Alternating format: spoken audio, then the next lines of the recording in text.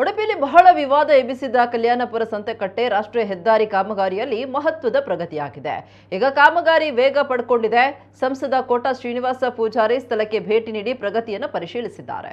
ಪ್ರತಿನಿತ್ಯ ಎಂಬಂತೆ ಈ ಮಾರ್ಗದಲ್ಲಿ ಟ್ರಾಫಿಕ್ ಜಾಮ್ ಉಂಟಾಗ್ತಾ ಇತ್ತು.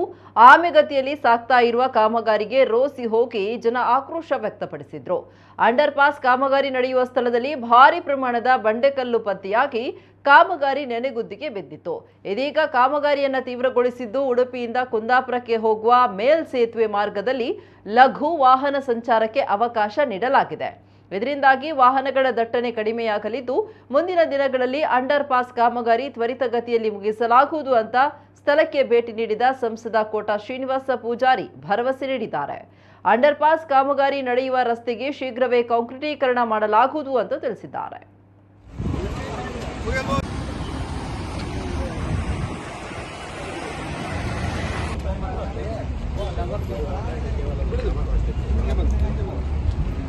ಕಲ್ಯಾಣಪುರ ಸಂತೆಕಟ್ಟೆಯ ಅಂಡರ್ ಪಾಸಿನ ಕುಂದಾಪುರದಿಂದ ಉಡುಪಿಗೆ ಹೋಗುವಂಥ ಮಾರ್ಗ ಈಗಾಗಲೇ ಮೇಲ್ಸೇತುವೆಯನ್ನು ಬಿಡಲಾಗಿದೆ.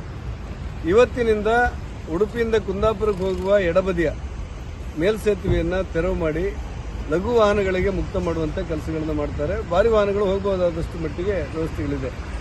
ಈ ಮೇಲ್ಸೇತುವೆಯಲ್ಲಿ ಸೇತುವೆ ಕಾಮಗಾರಿ ಆಗಬೇಕಾದ ಹಿನ್ನೆಲೆಯಲ್ಲಿ ಎರಡೂ ಕಡೆಯ ವಾಹನಗಳು ಬೇರೆ ಬೇರೆ ರೀತಿಯಲ್ಲಿ ಸಂಚಾರ ಮಾಡುವುದರಿಂದಾಗಿ ಒಂದಷ್ಟು ವಾಹನಗಳ ಒತ್ತಡ ಕಡಿಮೆ ಆಗಬಹುದು ಅಂತ ನಾನು ಭಾವಿಸಿದ್ದೇನೆ.